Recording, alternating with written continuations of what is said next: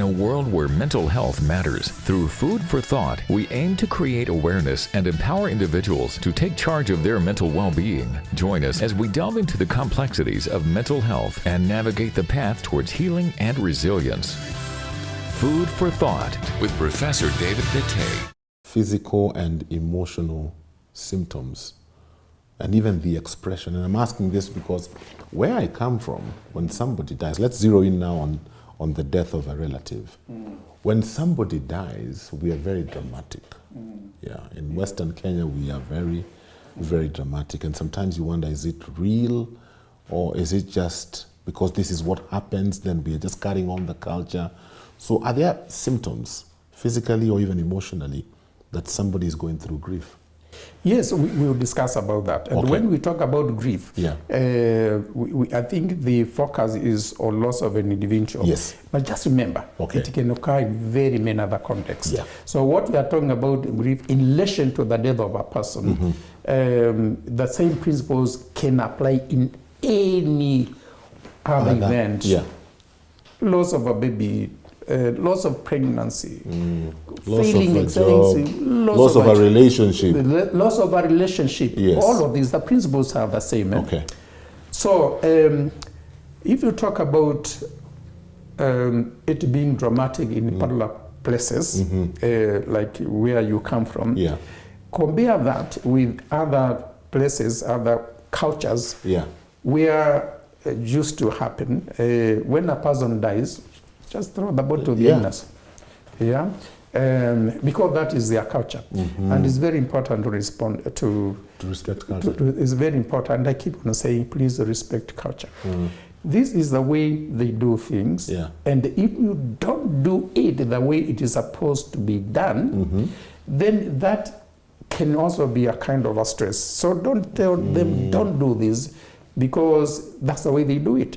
Like, for example, in UK, in Western countries, you only go to a funeral on invitation. Oh, really? Yes. You just don't go to a funeral, just walking. No, it's so only... No. And then if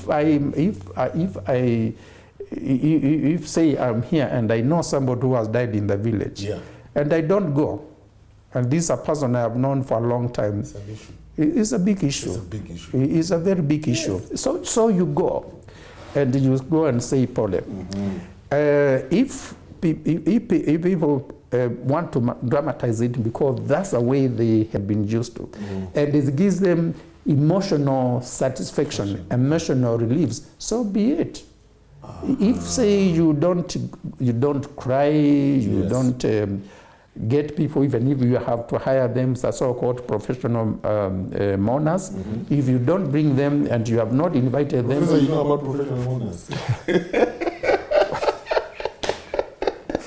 No, I've just heard about it. I have seen them in action. You have seen them in action. Yes. If you, as the person who has been briefed, and you don't hire those professional mourners, there is something missing in your process of grieving. So for that person who has lost that person, who has lost a relative, making sure that the professional mourners are there is part of the grieving process. Is the part of the coping with the grief. So don't tell them not to do it. Yes, don't tell them not to do it.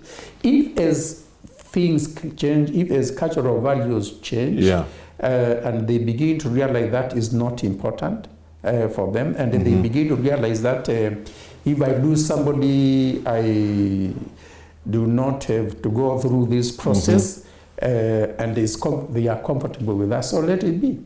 But if they think it's important for them as part of the grieving process, please allow them to do it. So basically what we are saying when it comes to grief, there's no blueprint for how you express it. It depends on the individual. Absolutely, that's what we are saying. There's an article I once read of this lady who was talking about how they lost their child. And for her, she went into grief and mourning physically. Shedding tears, uncontrollable, She could hardly function. This was their first child.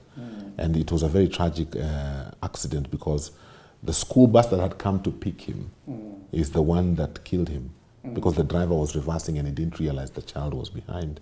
But now he was complaining because the husband was not supposedly grieving. According to her, the husband is not shedding tears. The husband is busy organizing how we are going to give our child a decent funeral. So the wife is thinking, me, I'm crying. Me, I can hardly function.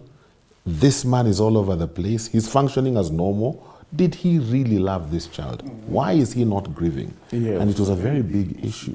Yes, I think you have raised two issues. One of them, this child died in an accident where the mother was kind of involved in arranging for the transport. Is that what you said? Yes. And then the other thing you have raised is that why is that the husband didn't seem to have that? Let me answer those because they are two separate issues. In 2001, there was the Chaguli school fire. Yes. And many children, actually to be precise, 67 burned to death. Wow. Some of them beyond recognition. So that by the time of burying them, they said, let's just have one mass grave. And we somehow got involved in helping them to respond to grief. And one of the things that kept on coming all the time is, say, the relatives, the mothers and the relatives, saying two things.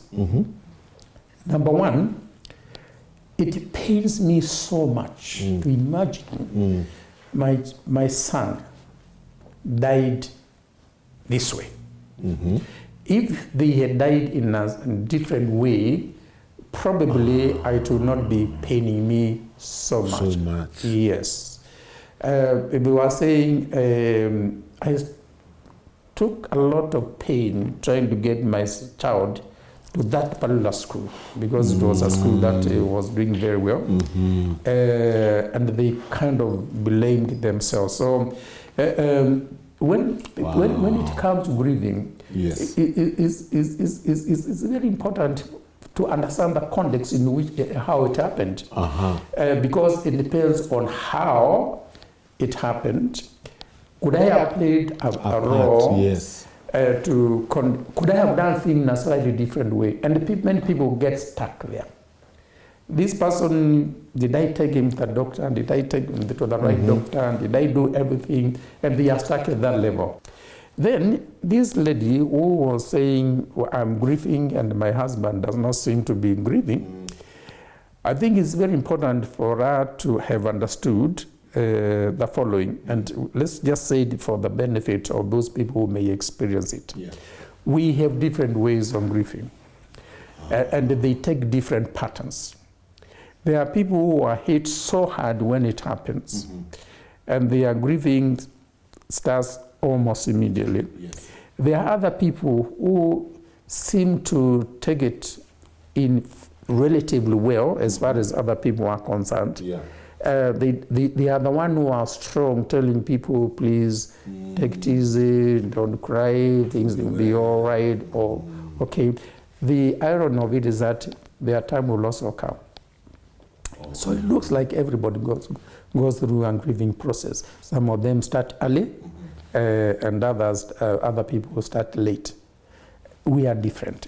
So if you are confronted with that kind of situation, don't read too much as to the motives, because there could be no motives whatsoever. Yeah. Although, of course, at the end of the day, we are talking about generalizations. There could be something in me which kind of makes me not appear to be grieving, like a son who was looking forward to the death of the father, and actually instead of grieving, they seem to be celebrating. They are celebrating. So you must understand the context. And I keep on saying, understand the context. I think George Brown was right. Understand the context, and then you'll be able to help that person as an individual. So that most likely is explanation that we are different. We are going through the same pain. Others, some start almost immediately. Others, because of their nature, their system, they take a long time. Yeah. It's got nothing to do with their motives. Yes, so it's important to, you can only understand that, say, in a counseling session where you say, no, you should not be fighting over that because we are different. We are different, yeah. So would you say, still on that same point, would you say there are those when they're in grief, they want to be surrounded by people, they want to be told pole, they want to be reassured, while there are those who, when they're grieving, they just want to be left alone? Yes, we are different. This is the point I'm trying to make. It is a point that I'm trying to make. That is, some people, the fact that they have people who are surrounding them, they feel very supported, is very important for them. Yeah, and I see it all the time. Well, I don't want to be personal. I lost my mother about 1 month ago. Oh. Yeah, we buried her, and even within the family, I could see some people who were very emotionally affected. Others seem to be strong, helping others, and so on. Those who were very badly affected, particularly nephews and particularly nieces, they were very dramatic about it. Okay. But eventually, all of us go through the same process. So we are different, even within our family. So if people want to be supported, it's very important. Yeah. Let's give that kind of support. If we feel that by being next to them, they feel supported, it's part of the grieving.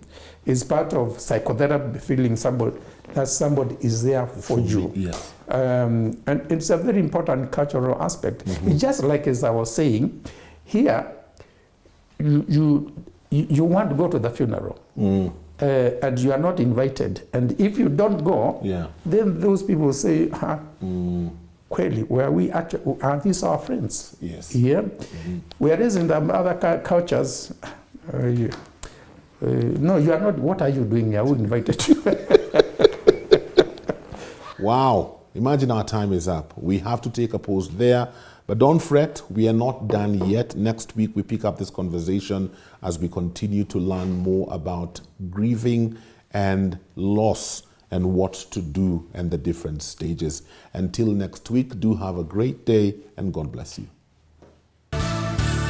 Food for Thought with Professor David Bitte.